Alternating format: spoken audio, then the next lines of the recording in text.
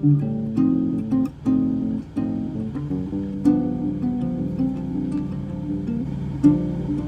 know, John is really messing with this because it says in chapter 6, verse 5, when Jesus lifted up his eyes and saw a company, a great company. It's as if it's the first time he's seeing the company. You know, I think I want to just change that with the word the. And saw the great company come to him. That's when he wants to feed them. But I know before he actually says, where shall we buy bread? In Luke, the 12 comes to him and says, send the multitude away that they may go into the towns and country round about and lodge and get victuals.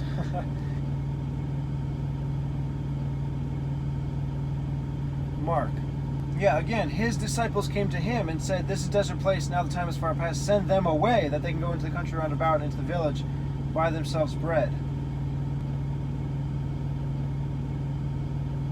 Matthew, again, his disciples came to him saying, this is a desert place, the time is now spent, send the multitudes away.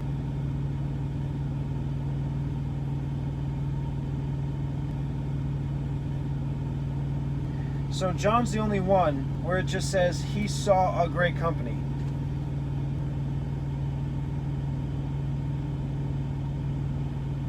The multitude. Yeah, okay. Matthew says the multitude away. Mark says send them away. Luke, send the multitude away.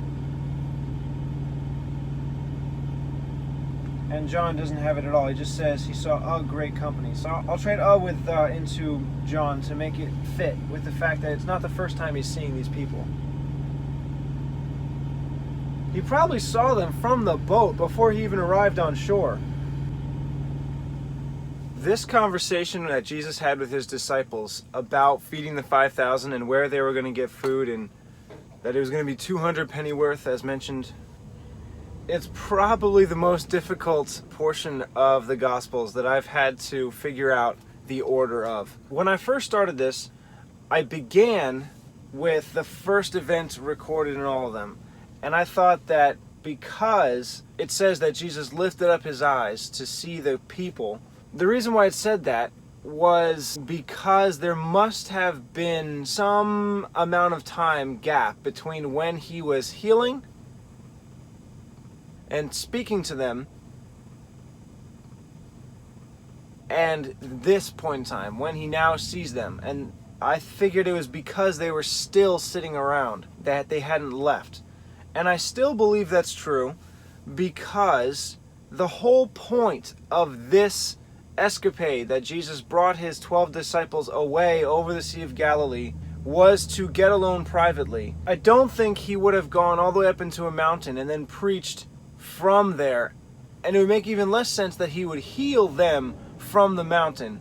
Also, it wouldn't make sense if he would go up into a mountain, sit down with his disciples, and then see the multitude for the first time, lifted up his eyes and saw the multitude. No, he's going to see them when he makes it to shore. I think that when he's healing and speaking to them, it's probably right when he gets to shore, and then he goes up into a mountain in order to finally get away privately, which was the whole point. So it still makes sense that he would get there, heal them, speak to them, and then go up into a mountain. And then after a certain point in time, lift up his eyes and see that there's still a multitude come to him. They haven't gone away. So I didn't know how to start this conversation. If the disciples came to him first and told him to send the multitude away,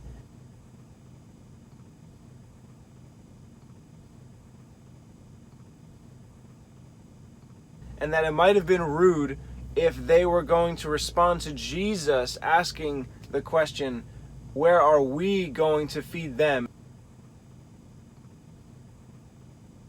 And they're just going to say, I'll just send them away.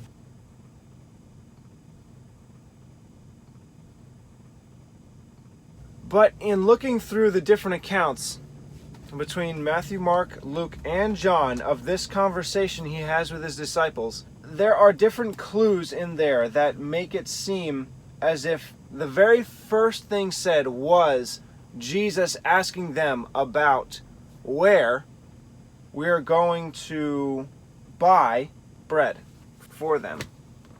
He says to Philip, "Where shall we buy bread that these may eat?" So 2 essential questions: the location of where the bread's going to come from, and the implied question that he or that they were going to buy the bread. This is a question that he's giving to them because the very next verse it says, "This he said to prove them, for he himself knew what he would do." Obviously, he took the bread and the fish and he multiplied them. So he knew he was going to do something with food. So in saying, "Where are we going to buy bread?" that question of buying is another test.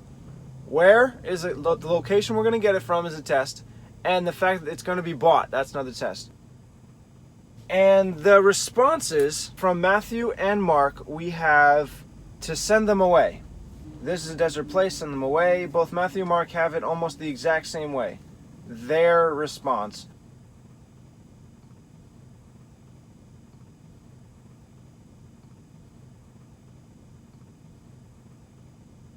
Luke has similar, send them away, for this is a desert place. So Matthew, Mark, and Luke have all 3 of that response from the disciples, not from Philip.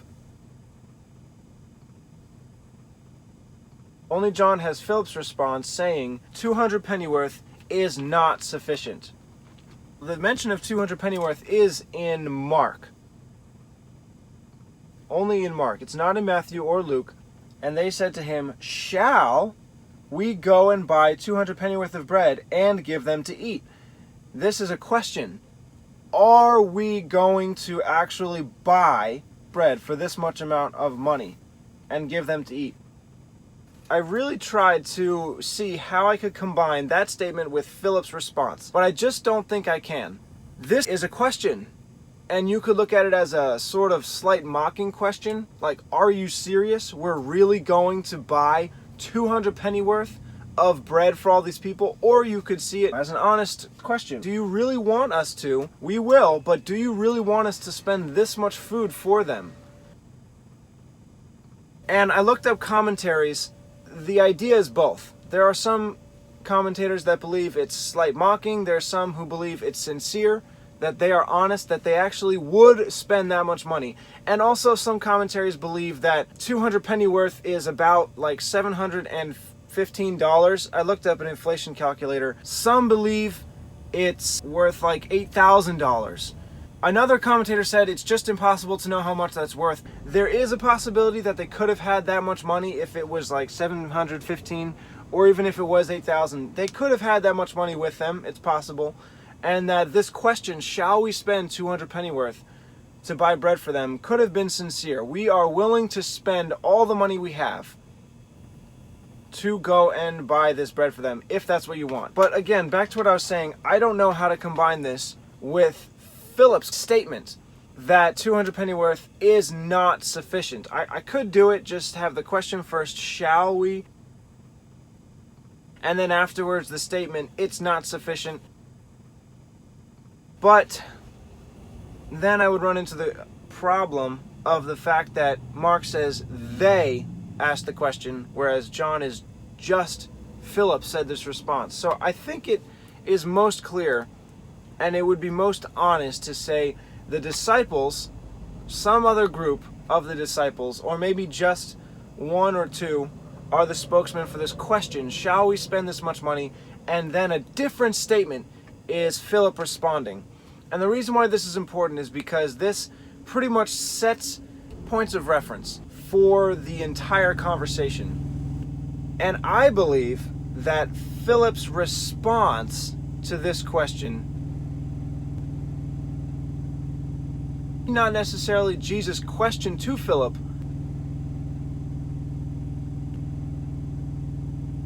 but Philip's response is last. When I say first, last, beginning, end, Right now, I'm just talking about this conversation before Jesus actually says, how many loaves do we have? Because that's pretty much him giving away the answer of what he's going to do. So just this conversation of where the food's going to come from, how much it's going to cost, I think Philip's response is last. Because it is not just him talking about the amount of money. It's about him giving his belief that it's not enough. And that is a lot more explanation than just mentioning the amount of money. So if you're going to look at this as a conversation, because that's what it is, usually a conversation would begin with a general question, and then you're going to give a first attempted answer, which would sometimes automatically expose a new problem, a more detailed question that needs to be answered, and then that question would attempt to be answered. Then you would attempt to answer that new problem again. So you're going to be exposing new problems as you go along, answering each one in time, and giving further and further detail in your answer. So I really think that Philip's response of saying 200 pennyworth, one possible answer, is not sufficient for these people to have a little, is another answer, another further response. It's more detail, which means I think that's further along in the conversation. I really believe that this answer from the disciples, shall we spend 200 pennyworth, came first. Because it's more general, it's more broad. If they had that much money or not, it's less detailed. I really think Philip's response saying it's not sufficient is not just an answer to Jesus about buying bread, but also an answer to them, the disciples, to further explain that it still wouldn't be enough, even if they had 200 pennyworth. Now this goes in contrast with every single commentator I found, because some of them believe these two statements are just one statement. It's by Philip, it's written a different way in Mark, as if it's all the disciples. He's the spokesman for all the disciples in this one response. These are the commentators who believe that they're just one statement. Barnes, Matthew Poole, and Ellicott.